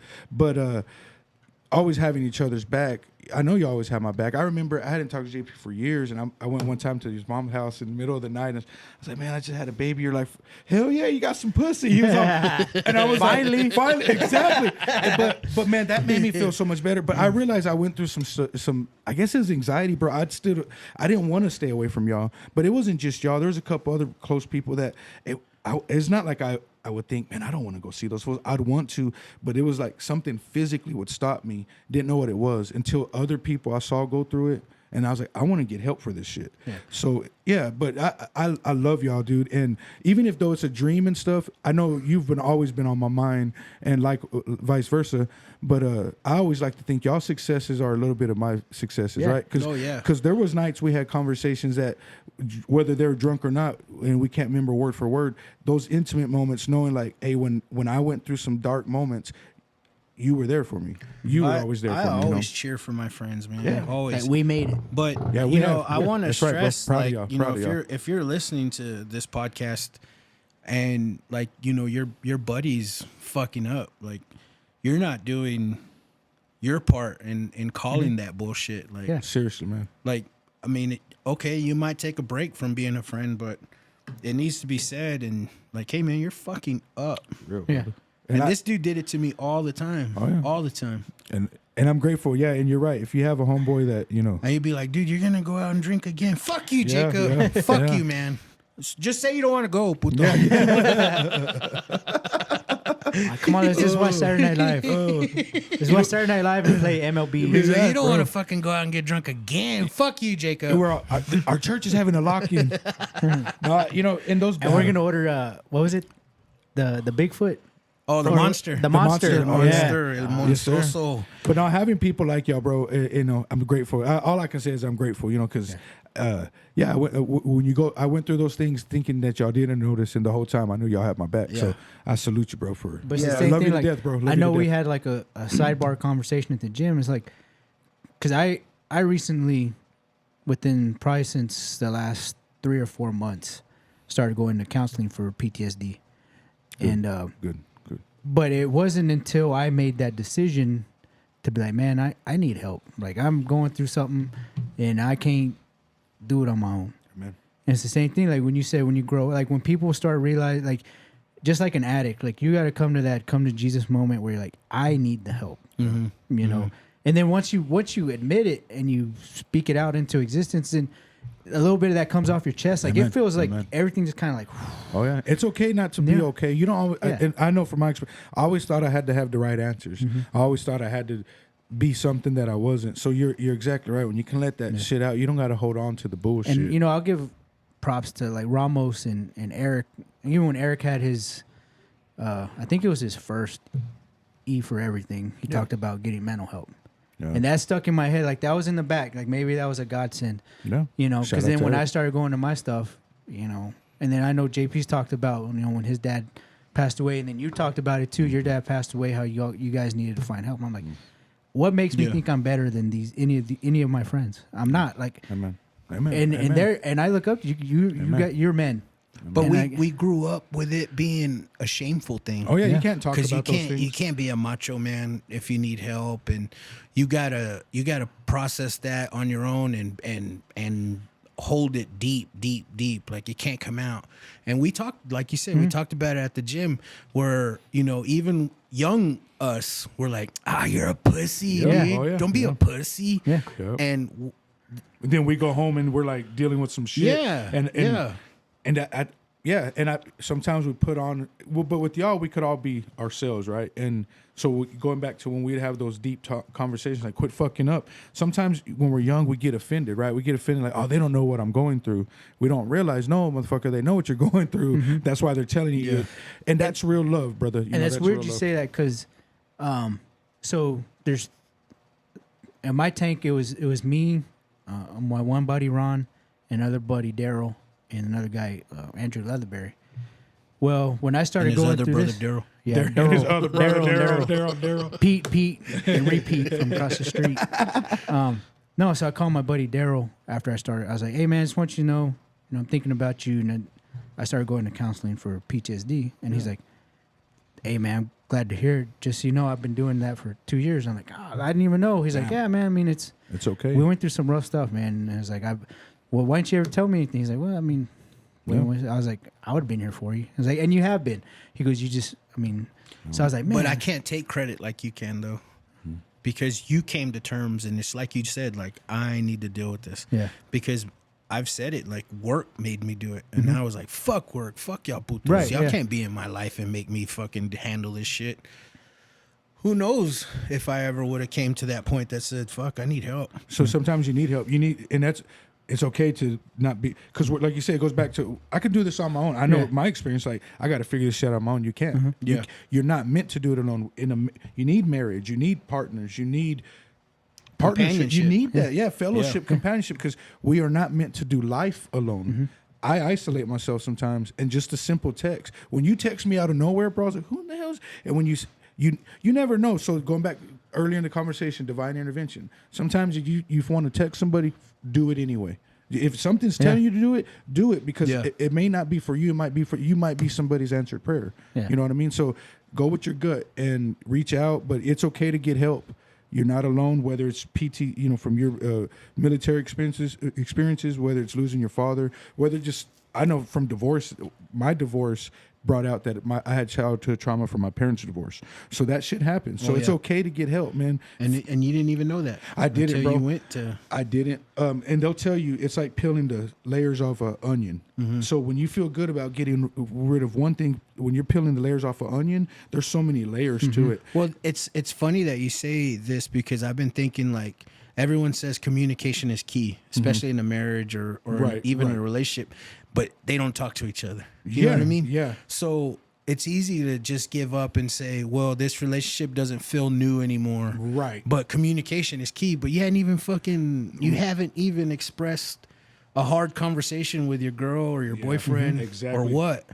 And having those hard conversations can get you through. But And they also lead You to just quit. dirty sex too, though. They can make up sex is the beautiful the part. mamadas. the mamsters. Yeah, babe, I'm so sorry, but not. I'm proud of you be able to talk about those things, because we did grow up. It was kind of a stigma, like, oh, you being a pussy. I would grow up in that kind of atmosphere, and it's okay to not be okay. I know all of my older uncles. When I say older uncles, because I'm young. Yeah. My dad was real late coming to the party. So all my uncles were old, not on my mom's side, but my dad's side. I don't ever remember them saying a sad story or like nothing like that. But they had through it, fucking hardships and trauma, but they just fucking buried it deep. Yeah. And life would teach you that some of the biggest, strongest men are the ones that have been hurt the most. My dad's Superman, and The funniest man too. bro, that's it. Yes, sir. Yeah, I think like Robin Williams says it all the time. Like, Sir. you can be in a room full of people and still be the most loneliest guy there. Yeah. So I like, not to get, and we'll get off. I'll get off of it. But when I would jump out of your truck moving or go running at a fence or trash cans, if I could make you smile, then my night was better. But that's what Little Mike said. Yeah. Little Yeah, Mike yeah, said that everyone knows him to be funny, So he shows up to a room and it's like, hey, impress us, make us laugh. And he's like, what the fuck? Am I a circus act or what? Yep. You know what I mean? That's exactly how I feel, bro. Or I felt. I don't say now. That's how I felt. So in high school, I was just talkative. My little ones, all Thomas, bro. But talkative, funny, do stuff. Man, I've mellowed out throughout my whole years. Yeah. Depression will do that to you. But now that I'm back to where I need to be, I can control. I can still be half silly and shit like that. But yeah, sometimes the funniest one in the room is the darkest one and the one that's been through so much. But let's take a real quick break and we'll come back and talk about sex stories. I seen it. Anyways, I smell it. we'll be right back. Oh man, my bad. Yeah, I can hear myself. And we're back. I wanted to touch a little bit on your question. When did your ego die? Or has it? No, I think your ego's died. Oh yeah, Jake. Yeah, dude. I think when my friends died in Iraq, Your war buddies. Yeah. How many did you lose, if you don't mind me asking? I lost. Well, the first person I lost was my bunkmate from Fort Knox. He was J.D. Ormsby Atkins. He got killed. We graduated that November, and then he died in April. Yeah. So he was the first one out of our class. Yeah. And that, like, I always thought about him, and then once I went to Iraq, and then I lost 3 more friends, and then that was really like, you know what, man, like, there's not a lot in this world that's as important as you think it is. Mm-hmm. You know, and like you said, I don't mind being funny, but I can always, like you said, your ego, like, I'm not so serious for myself. You know what I mean? Like, if someone wants to crack a joke, yeah, whatever, crack a joke. You know what I mean? Like, especially us, like, and I think I've brought it up to you, or I brought it up to Ramos. Like, what is it about our clique where we can just, like, bust on each other? You know what I mean? Yeah. And not be, like, hurt, like, not, like, go home later on and be like, man, I can't believe you said that. Yeah. Like, I think we've, just our group, maybe just our sense of humor. But I think we've done that our whole life. Yeah. And, you know, when you bust balls, there's some truth to it. But I think that the love that we have for each other, we're like, whatever. But y'all know this. I used to be, no one's can whoop my ass. Oh yeah. You know what I mean? Amen. And I used to take pride in, like, lifting super fucking heavy and, go to the bars and be like, no one could whoop my ass tonight. I'm the baddest motherfucker out. And I don't know when my ego died, bro. I really don't, because it never was like a fucking come to Jesus moment. But I've noticed years ago, and it's been a while, that, like, I don't care about that. Mm-hmm. Like even my boys' friends would come over and, you know, give me shit, you know, like y'all would do with my dad. Yeah. And I could easily body them with my words or whatever. But it's not, I don't care. Yeah. I don't care to be the biggest, baddest motherfucker no more. Yeah. Because you realize there's no way to be the biggest motherfucker ever. Yeah. Because once you see. But I was stupid. Like, I really was. It was, I guess it was a part of me, like a part of my personality. Like, yeah, but they couldn't whip my ass. Yeah. Or, yeah, I don't give a shit, but I could still. And maybe you were proving something to yourself, because, and yeah, you were a beast, and you still are. The more you work out and stuff, you got to prove yourself and your worth to yourself. I probably still struggle with that sometimes, right? Like thinking that, okay, I can do this, but what we're kind of talking about off topic, I do self-doubt myself, you know? So that confidence wasn't necessarily a bad thing, but confidence can turn into a bad thing if you... But it wasn't even confidence, bro. It was like, who the fuck you think you're talking to? Oh, you know what I mean? Yeah, okay, yeah. And, like, now I've noticed that people can talk crazy to me, and I'll just be like, he's just having a bad day, or that's not towards me. That's growth, as opposed to, what the fuck? Yeah. Like, matching their energy, you know? Because there's not really a point in doing it. Yeah. Well, how many 42-year-olds do we know that are still in the same spot when they're 18, like handling it differently? Yeah. You know what I mean? So that maturity and that growth. Well, you say 18, I probably was like late 20s still doing that dumb shit.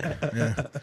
Better late than never. Yeah. For real. I mean, for real, man. I mean, my buddy Randall still has stories like that, and they're kind of embarrassing now. Yeah. When he would tell people like, "Hey, you remember we used to shove the whole bar to get the fuck out of the way so we make our way to the front," and I'd be like, "Man, that was dumb of us." Like, Well, I think also being a dad too, seeing your son, seeing how you want him to, have fun and enjoy being young, but you also raised him with some respect, right? Oh, so, yeah. So I Yeah. think with your maturity and that growth that we're talking about, you want your son not to do the stupid shit that maybe you did or what we did. So. And I guess I can see an ego death being growth. Yeah, I guess. Yeah. It can be, and it goes back to, like I said, how many of us do we know some 42-year-olds that they haven't got there yet, that where they get offended by Dude, I can tell you as a cop, correction. man, I see them all the time, man. You see, and you're like, dude, like, what are you doing, grow man? well grow the fuck up. Yeah, like, dude, yeah. are you what made you think this was a good idea? Yeah. Dude, you're in your 40s and you're still doing this stupid shit. Like, I dude, bet- like, I just arrested your kid 5 months ago for the same, like, same shit. Yeah, why? Don't you realize what, like, look, open your eyes, and there people are just like, They don't. they don't get it, man, and it's sad to see, and especially like I said, hey, I just arrested your kid, for the same thing, and it's like, And then you wonder where his kid like, gets it from. yeah, and they're like, maybe it's a generational curse, maybe it's something like that, or it's just, I mean, or learned habits. Yeah. Or like, Yeah. oh, my dad acted like this, so no, I can act like this, and it's fine. But there's an old meme that talks about about a alcoholic father, 2 kids, one grows up to be successful, and the other one repeats the same thing his dad Yeah. did. It's about the choices you make, and sometimes if you isolate yourself or you get offended by correction by brothers that want to help you out, you isolate from that because you run away from correction. And I see that in a lot of the young ladies nowadays, but 40-year-olds or dudes that they don't ever want to learn. So it goes back to, they probably quit football, they quit school because they don't want to listen to somebody trying to help them out because they think correction's a bad thing. I kind of fell into that, but I didn't get too far off because I had my brothers whooping my ass, so I had to learn. But yeah, sometimes it's learned behavior. Yeah, but because sometimes, like, and then you see videos, like, especially now, like, football season started, and you see, like, older dudes in the crowd, like, fighting each other, like, dude, you're like, what are you doing? Yeah. man? and Like, it is embarrassing. just as a grown man, you're like, dude, like, But some of that behavior, in my opinion, and I know for a fact that we've all said it. We look at a video and be like, that dude's never had his ass whooped. yeah. Like, That's what he's it is, bro. never fucking had his ass whooped. And I think as the generations go on, there's less ass whoopings. Yeah, and that's what I'm saying. Like, if one person just whooped that dude's ass in his life, he would not be acting like Right. that. I'll still get compliments to this day. They're like, "Man, Thomas, how are your girls so good?" Because I whooped their ass when they were little. Yeah. Some kids that they're 3 or 4-year-olds go run crazy. I mean, me and Jacob talked about it earlier today. Shit, I got my ass whooped all the time. shit, my dad would thump me. I'd pass. I'd pass out. I'm not doing that again. That's why we were talking about how you shit yourself. Oh yeah. And you're like, you didn't move because your dad told you not to move. Yes, sir. Oh. Nobody was there, and you just sat there in the house by yourself. I don't even think I blinked. I know I had to breathe, but I can remember sitting there and because my dad laughed, he's like, "What are you doing?" I was like, I didn't talk or nothing. He's like, "Boy, what are you doing?" I was like, "You told me not to move," and he laughed it off. But my trauma was like, "This motherfucker." And you just- got up with shit in your pants. No, I had to wipe it off, man. He's like, "Wipe, man." And God rest my dad. So he learned behavior. Yeah. My grandpa was that way with him, and I think a generational curse can be broken by experiences because sometimes we pray for it and we want God to break it in a miraculous thing. And I do believe he's powerful enough to do that. But I think sometimes that generational curse is kind of like a watered down system, almost like, okay, my grandfather, my dad, me and my brothers, I had to make a choice. Yeah, yeah. So as much as I love women like my dad did, I tried to keep it to like I only want 3 kids. That's all I can afford. And but yeah, it's a generational curse Because sometimes. you said like about being alcoholic, like the dad was alcoholic, and then people that grow up and they're like, dude, my dad ruined that for me. Yeah, Like, yeah. I will never drink, or I won't get like that because my dad, I seen the way he acted, and I was like, dude, like that ain't for me. And that's why I tried. I'm a lovey-dovey person. Of course, I grew But up. then you have the people that go the other route and say, well, that's all I knew. Yeah, Yes. we didn't have an event at our house where there wasn't a cooler of beer Yeah. on the back Yeah. porch. Yeah, You know? and you know what's crazy though is like as much as my dad, I still put him on a pedestal. That's why I didn't want to be a womanizer. Now I still had my aggression, my ways that I needed to work on, but I try to take the good and the bad, right? So you can let the generational curse be an excuse to be just like them, or let it be a reason to make you want to be better, right? Yeah, yeah. And it's part of the growth. And I pray that if anybody else is struggling with it, whatever it is like, don't be afraid to. It's never too late to be a better you. So if you haven't had a relationship with your kid, whether it's baby mama's fault or baby daddy's fault, it's never too late to try to be better. You can't feel guilty about your past, can't hold on to the past. You got to do what's best for you and that situation. You know what I mean? So if you're willing to be better, things will get better, Yeah. but you have to want to be better. I was present in Isaiah's raising. You know what I mean? Yeah. So, yeah, I mean, he's like any kid. They fuck up all the time. I never hit him, but man, I got into his ass. Oh, yeah. All the time. And at times I would tell my wife, like, fuck, man, like, I bet he fucking hates me because every time I talk to him, any words that I talk to him is me getting into his ass because he's fucking up. Yeah. But I think now he appreciates it, you know, because, I mean, he's the person that he is now, but I never actually physically whooped him, but like verbally got into his fucking ass. Yeah. Oh yeah. Yeah. And well, look how he is with his boys now, though. He's the same way. He wants to nurture his partners, and because you've taught him that. Yeah. You know what I mean? And Yeah. tough love is the best love sometimes, brother. Some people need tough love. Some people need a nurturing. But for the longest, bro, the only words that ever were communicated between him and me was just me getting into his ass. Oh yeah. And I hated it. I'm like, damn, man, this kid hates me probably. Yeah. But Do you think your old man felt that way? I didn't. I really didn't until Chris fucked me up. So the phone call podcast with Chris. No, actually it was the one where he was here. On our break, he fucking told me that my dad would go to him and ask him how I was doing. And I was like, holy fuck. That was new to me because I never ever thought my dad was that guy. And it took everything I had in me to not fucking just break down and be like, ooh. So I fucking sucked it up and acted like I didn't hear it. And then I went home and fucking cried about it. Yeah. But you needed that. You know Yeah, what I mean? yeah. That confirmation, that reminder, like, because we did go through some stuff, you know what I mean? And I think when you reminded me of one time at the Spurs game when you saw my dad, you're like, I knew my dad was tough on me too, man. But when somebody else can open that point of view, like, man, you know, your dad did give a shit about you. Yeah. You know, obviously, but sometimes we don't see it for ourselves, and it's good to be reminded. Yeah, and even when I became, you know, a young adult and he still was him, I was just like, this is just my dad. He's just going to be a cranky asshole, man. And then when Chris told me that whole new info, it just fucked me up, man. Yeah. And it was something that I processed on my own, but I never thought that. I never thought he was that guy to be like, hey, how's this fucker doing? Has that helped you in your walk with your son? No, I mean, because I think our bond is different. Mm-hmm. It's like you said, like, it's like you said, like, my dad was alcoholic, so I'm not touching that beer. Yeah. So, like, on certain aspects of my dad being a hard ass, I'm like, I'm not going that route with Isaiah. You know what I mean? Mm-hmm. So that's how I take it. I mean, I'm still a hard ass like my dad was on me to him, but not the extreme that my dad took it.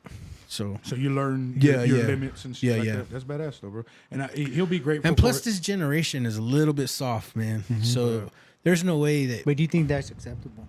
No. For them to be soft? No, not at all.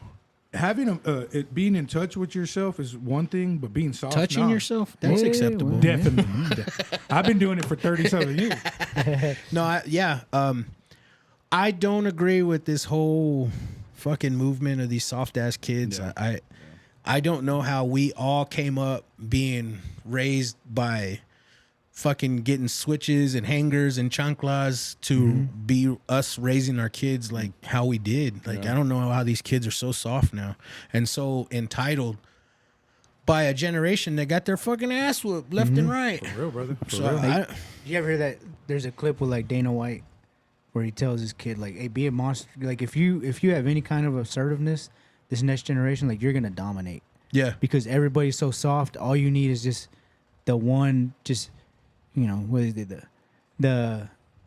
I saw that clip. Yeah. Yeah. He's like, you're gonna be. You can get whatever you want because you're gonna be assertive. You know, it didn't matter. I mean, you could be Sad, a weak. but true. Yeah, because In the land of the blind, what's the the- one-eyed what's man is the- king. That's right. That's right. I like that. What's the direction that you do with your boy and your girl? Is it the same, or do you soften it for your girl? I let them whoop each other. You know, I let them. You let them be kids. Yeah. You know, and Go through it. Yeah. because like she'll be crying to like, Junior did this, and I'm like, well, how close were you that he was able to do that, like to hit you or punch you or kick you? Well, he wasn't supposed. Like, if you're that close to him, then maybe you're the one messing up. Or maybe your defensive tactics aren't that good, you know. Maybe. Yeah, you were. But I'm you're talking. yeah. I'm talking like policing. You know what I mean? Do you? I want them to be tough. I want them. Like, I'm gonna let them. Hey, throw the first punch. You know, like it's like that with them. Even a girl, you know, like. But it's the same for both of them. You don't, because she's a girl, you don't lighten it. No. Yeah. See, because that's how my dad was, and that's one of the reasons why there's a little conflict with me and my sister, because I hated her because she got to have the soft, cuddly side of my dad. Yeah. And you're which- like, where was that for me? Yeah, and it had nothing to do with my sister. It was not even her fault. Yeah. But I fucking hated her because she got the softer side of my dad. That's why I'm asking you That that. makes sense. Yeah. No, like she's the oldest, but like she's daddy's girl, but still it's like you don't get away with something and then Junior doesn't get away with it, or vice versa. You know, like both of y'all, you know, both you act up, both you getting the same punishment. Yeah, and you take the time to make it a teaching point. You know, with having 3 girls, it's tough for me. I didn't have a boy, but Genesis is the closest thing to having to a boy, and she's my oldest. So my kids, the other ones, thought she's my favorite. Well, now Genesis thinks my baby's the favorite, and she's my baby, and I let her get away with a lot more. But they know that I want them to go through it. Like, my kids are shitty to each other sometimes, and I have an issue with that. I'm like, dude, I've raised y'all to be that way, but I got to let them experience for themselves, because me and my brothers butted heads. There's nothing I wouldn't do for those dudes now. In my darkest moments, they both were there. In their darkest moments, I'm there for them. Right. So Yeah. I got to let the girls find that for themselves. But yeah, I tell them, like right now, they're texting me, and when I'm gone, they have each other's back. When somebody fucks with them at school, don't let the other one find out, especially the baby. You know, that's my protector. And JP said when he first met her, he was like, that one don't fuck around us. He was like, she don't, you know, because she's been through so much. And but it shapes them to be who they're supposed to be. So you got to let them fight with each other, go through it, but also teach. You know, we teach them that you have each other's back. You know. Yeah, so. I know. Me and my brother Jeff fought a lot growing up. Yeah. And but now it's like, especially over like the last year or so, like we really That's badass. got really close. You know, man, that's even like he was here like yesterday, and me and him spent most of the day together, and it was. Was it organic, or did something bring that? I think just growing up and just kind of seeing our parents get older, seeing my grandpa going through his thing, both of us being vets. yeah. You know, it just kind of. So it was organic. Yeah. And something y'all need it because it's appreciation, right? Because you love your brother, obviously. Yeah. He loves you, but sometimes you need something to remind you of that Yeah, appreciation. and my parents, they always told us when we were little, like one day all you're gonna have is That's right. It's just gonna be you and your brothers. Mm-hmm. You know, your parents are gonna be gone. Yeah. And sometimes I tell my kids that, you know, when they're fighting, like, hey, one day me and mom are gonna be gone. It's gonna be just you two. You know, you're gonna have to figure out how to get by without us. That's or, right. You know that. And that's one thing that I got from my pops is my dad would have like Sunday dinner, and he just didn't know who was coming because he invited everybody. You know what I mean? I miss that And, type of shit. Yeah. And even my friends, my house was the hangout. You know what I mean? Everybody was at our fucking house. And I've always been like that. I've always wanted people around. And I think in the beginning when we were dating, I think my wife was kind of pissed, like, why does we got to be a group all the time? Yeah. But now I think that she wouldn't even have it any other way. I think she's became accustomed to having all of our friends together. And even at times where she's like, you know, we hadn't had our friends over in a while, and it's been like 2 weeks, girl. What are you talking about? And she's like, yeah, I think it's time let's do something. Yeah, And you brought that into her Yeah. life, and who knows how that changed her. Yeah. And yeah, that family atmosphere, it means a lot. Because even when y'all invite me and I'm not able to go, or whether I'm out of town or something, just that like invitation, because it's always a good time around you. You know what I mean? Yeah, So yeah. and that thing that you like, I like being around people. There's nothing wrong with that. You know, there's nothing wrong with that. Yeah, that's one thing I do miss, like the Sunday dinners. Yeah. Because we'd either my grandpa would be having a cookout next door, or we'd be in Wolford at my grandma's house. You know, and I think that's like kind of like a parallel between me and you. Like you said, you're always going to Shallow Water. I was always going to Wolford. Yeah. You know, Thursday night we'd have our little suitcases packed. So when we got out of school on Friday, we're we're going out. Yeah, Yeah. we're going to Wolford. You know, we'll be there till Saturday afternoon or Sunday. That's good structure, man. Like whether you're, that's just how the things were back then. It was family structure. We're going to be with family. And a lot of this generation, cousins don't get together no more. Our issues that we had, or just life happens and stuff like that. But planning my daughter's graduation, I'm like, we'll just go to Vegas. But they're so intent. They're like, Dad, I just want to be around family and friends. You know how they love you to death. So they're like, I'd rather hang out with uncles and cousins and like old school type of thing. So they have that old soul. Yeah. And I pray that more families could get back to that, where for a good night or two, let's put our bullshit aside. We don't have to agree with each other, but like families should be important. I want my kids to know that, like your son, God willing, one day my kids will get to hear stories about your kids. Cousins need to do that more often. It's good to get out and do shit like that. When we're like at a tailgate, or like Right. everyone's at the house, right? What I trip out on is like I'll just like sit back, and I'll see all the little cliques and all the little friends within our circle, and it's I don't know if it's an ego thing or nothing, but it makes me feel good because I'm like, I made this happen. Like I'm spreading the love. Yeah, Oh, yeah. I'm showing, like, I don't know. It just makes me feel real fucking good. I don't know if that's a good thing or a bad thing, but yeah, I'll sit back and I'll just enjoy people enjoying themselves. Well, because it's important to you, right? Yeah. It's important that, and then when you make other people are happy, so it's important to you that other people can have a good time. Yeah. And yeah, when you're at the center of it, like you made shit happen, it is a beautiful feeling. It Like really Isaiah's is. friends are all sitting down Yeah. smoking cigars. All the women are in the fucking pool. Yeah. All us guys are just bullshitting, Yeah. and Yeah. I'll just sit back and I'll be like, "Damn, this is fucking cool." That's man. when you can think Yeah. life You is think good. that's like is that like a West Texas thing? You think like a love? Because even like your buddy from Hill Barbecue saying that in Levelland, like all his cousins and stuff will come over. Oh and they yeah, yeah, barbecue. yeah. And I was saying, like my grandpa, having the butchering a goat in the backyard. I just think it's like, a cultural thing. I think that if that's how Yeah, you were cultural. raised, then that's how you like it to be. And not you being not alone, because I mean her family's there, but you don't have your family up there. How does that feel sometimes?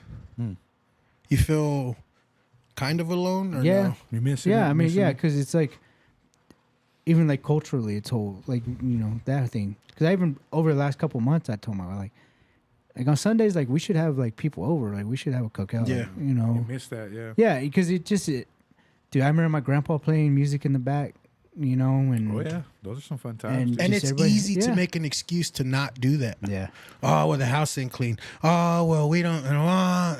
And I'm like, okay, cool. And Then you miss out on so many. Like I know, even when you invite me to your house, and whether I can't miss out or I'm just tired. Yeah, because I remember you would come over to my grandma's out in Wolford. oh yeah, Or for I'd sure. go out to your grandparents and, making food and enchiladas, tacos, Fucking nopales like a motherfucker. Yeah. Yep. Sounds good. Your too. grandma always had nopales. Yeah, because she had the plant in the back. She had Yeah. the big old, yeah. Oh, dude, that's Good times. brother. nopales with chorizo and eggs, dude. Oh, for breakfast. And then your dad got a hold of that house and yeah, and then fucking we'd have made it cookouts all into the a time. mansion. Yeah, You're like, this ain't the fucking house I used to I know go that's to. funny, right? Yeah, because I remember going in there like I was like, man, if Grandpa could see this house now, man, Yeah. he'd trip out. I mean, he probably does. He probably seen it, but- He probably gave him the blueprint. Hell yeah. Uh-huh. He's like, Like Jay-Z. finish it for me. Yeah. Nico, finish Hey, it. Jorge. But that's the mira. thing, dude. Like my grandpa came from nothing, man. I don't even know if he could write or other than signing his like paycheck signature. But and then for like my dad and his brothers to succeed and my aunts, like I said, you always you always want the next generation to be better. That's how it should be. You know what I mean? And it shouldn't be a competition. It shouldn't be no jealousy over. It's like the the groundwork that our parents and our grandparents put down, we got to do the same thing for our kids. You know what I mean? And like you said, you're always cheering on whether it's family or friends. You're rooting for them. More people need to be like that. We ain't gotta be celoso or shit. And that's like another thing, like me, you, like Eric, like everybody going to college, right? Like it wasn't really a question. Like when you graduated high school, like you're gonna do something, right? Yeah. And then like I move up north, and then my wife, like her cousin will graduate, and they're like nobody was going to college after that. I'm like, what? Like, yeah. to me, like just graduating was good enough, and I'm like, man, like y'all, go do something, man. Like community college, or like I'm not. I mean, if that ain't for you, that ain't for you. Yeah, but give But I yourself think a for chance. us, I think But maybe to too not have because a plan period. and I think some of that was because being Chicano or being Hispanic, it's like you're gonna get your education, and then nobody's gonna take that away from you. You're right, and that's the end of all, and you're okay with that. And I guess that's kind of for me. My thing is Mike went to Tech, and I got an honorary degree because I go to parties, and to this day he's like, my brother, hell yeah, I was an honorary member of OD5. But yeah, I regret, and that's why I'm tough on my kids. They're all going to go to college. Whether they finish, it's up to them. Right. But I tell them give yourself At least a chance. put your toe in the water. Yeah, give yourself an opportunity, man, and don't be afraid of success. And you learn. So even I may have not been able to pass down college education through myself to my kids, but they know their tios went, their cousins go, their dad has brothers and friends so as long as that seed is planted, I'm okay with that. So I don't regret it now, but I wish I would have listened to y'all and gone to school at least. I tried telling you. I know. Oh, believe me, I know, bro. I know. always talk to my son's buddies, and this one kid, Andrew. I think I might be not saying this right, but I think he's the only one that's not going to school out of his friends, and he still has, but he has a plan. You know what I mean? Uh-huh. Like he wants to be a welder and shit. Dude, that's funny. That's in my head before he said it's like, if you want to be a tradesman and you want to be a welder, go work in the oil field, like. And then you said welder. So it's a beautiful thing, bro. I mean, but I really like this kid. I give him the most shit because I fucking really like this kid. And in my mind, it's not. He probably will be the most successful out of all of them. Yeah. And he didn't even go to the school route. I mean, I think welding is a school, but trade you get school, what I'm but saying. yeah. Like he didn't go to university. Yeah, especially because like if you want to work in the oil fields and you want to be a pipe fitter, or if you want to do like underwater welding, like that stuff's dangerous. You make a lot of money, but it's dangerous. Very dangerous. So I mean, he works his ass off now, and I don't know, but he's got a plan to become a welder. So, like I said, I always think, that we're talking about school. I always think that this kid out of the whole group will probably be the most successful. Do you think college how much college has changed from when we went? Yeah, because I hear like these billionaires saying that school's a waste of time and shit. And you're like, fuck, like what the fuck did I do wrong? Yeah. Well, even like my department, the state police, PSP, they just got rid of their college requirement. Oh, for real? It used to be you had to either have a college degree or military experience, and they just got rid of the college requirement this last month. I trip out because like Enterprise, the rental company, you can't even work for them unless you have a college degree, and like you're working your ass off to become educated and get a degree to work at Enterprise. Like what the fuck? Yeah, because I talked to my buddy. He's at the academy. I ran into him last week at the state police academy, and he's like, dude, no, he's like, I know dudes right out of like, they don't have any college that would be, badass troopers. He goes, but then some of the recruits we get in here, dude, we got to teach them how to lace boots. Oh, yeah. They don't even know how to lace up their boots, man. And I'm like, oh, dude. I'm like, he goes, and you want to give them a gun and give them like arrest powers. And then you got to make sure they don't violate anybody's constitutional right. And then you don't turn around and get sued. Yeah. I'm like, well, it's like these linemen. You hear it all the time. Like they work in extreme conditions and they're very stressed out and they're bad motherfuckers. But they can't get an engineering job and they know the work. They've been doing it, but a glorified engineer with the degree comes in and he don't know how to lace his boots up. Yeah. You're like, what the fuck, dude? That's tough too, man. That's a tough situation to have to be put in, man. Anyways, sorry to end on a horrible note. But you got any shout outs, bro? It's my wife and kids holding it down while I'm up here. Holding down the fort. Yep. You know, running the. We got a Down tomato that stand Hershey out front. Highway. Yeah, it actually is 743. That's what I'm saying. Yeah, it Like- runs right out of the house and then runs straight up through E-Town and into Hershey. Oh wow. So literally the Hershey Highway. The Hershey Highway. Uh-huh. Oh man. But yeah, they're up there holding it down. You know, praying for my grandpa and my family, keep them. Praying for you, brother. Praying for But you. yeah, I got to shout out the most important one, Miss Tao Tao. yeah. Hope she hears her name. Oh, she will. Natalia. Well, now I gotta say Junior. Now I gotta say Jamie because I'm at the now. I get it all when I get home. But yeah, like I said, Jacob Junior is gonna start wrestling.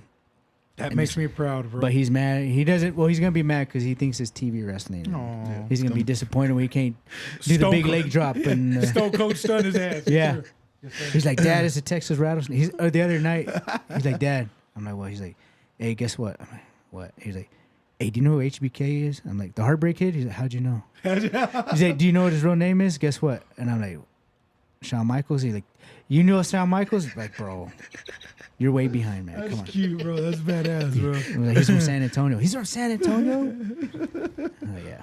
Like I used to look like him. Yeah. Yeah. I used to be like, fish. And they used to call me the Heartbreak Kid. That's right. He used to wear the chaps, the assless chaps. He told them. I seen them. Not because I broke hearts, because I got my heart broken Yeah. all the time. Because I do the sweet chin music. Oh shit. Tom, Do you got remember? any- Oh, go You got ahead. any shout outs, bro?